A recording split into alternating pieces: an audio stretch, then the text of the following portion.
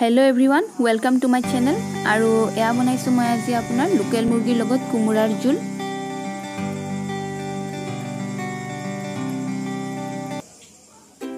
এয়া হৈছে কেঁচা জলকীয়া, পিয়াজ, নহৰু, আদা, দালচিনি, লং আৰু ইলাইচি, গোলমৰিচ, জিৰা। এয়া লৈছো মই কুমুৰা, আলু আৰু এইখিনি মই পেষ্ট কৰি লৈছো মছলাখিনি। এয়া মই লৈছো লোকেল মুৰ্গীটো একেবাৰে সৰু লোকেল মুৰ্গী হয়।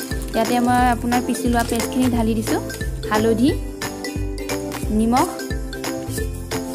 এতিয়া এইখিনি মই একেবাৰে সানি ল'ম। সানি লৈ পেলাই মই ইয়াক 1 মিনিটৰ সময়ৰ বাবে মই ইয়াক ঢাকনি লগাই দিম। এয়া মই ঢাকনি লগাই দিছো। আৰু এইফালে কেৰাহীটো গৰম হোৱা দিয়াতে মই আপোনাৰ মিঠাতেল ঢালি দিছো। মিঠাতেলখিনি গৰম হোৱা দিয়াতে মই পিয়াজ আৰু জিৰাখিনি ঢালি দিছো। অলপমান হালধি, জোখমতে আপোনাৰ নিমখ।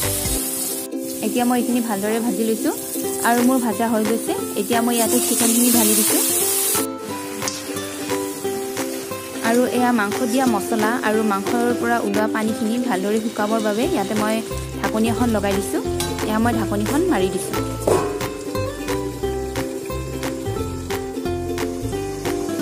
মাংসৰ পৰা পানী আৰু মছলাখিনি ভালদৰে সিজি যোৱাত ইয়াতে মই আপোনাৰ আলুখিনি ঢালি দিছোঁ আৰু মই আলুখিনি 2 মিনিট সময়ৰ বাবে ভালদৰে ভাজি ল'ম।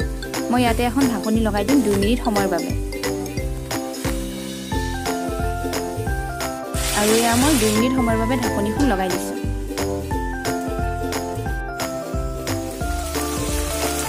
আৰু 2 মিনিট সময়ৰ পিছত ইয়াতে মই কোমোৰাখিনি ঢালি দিছোঁ।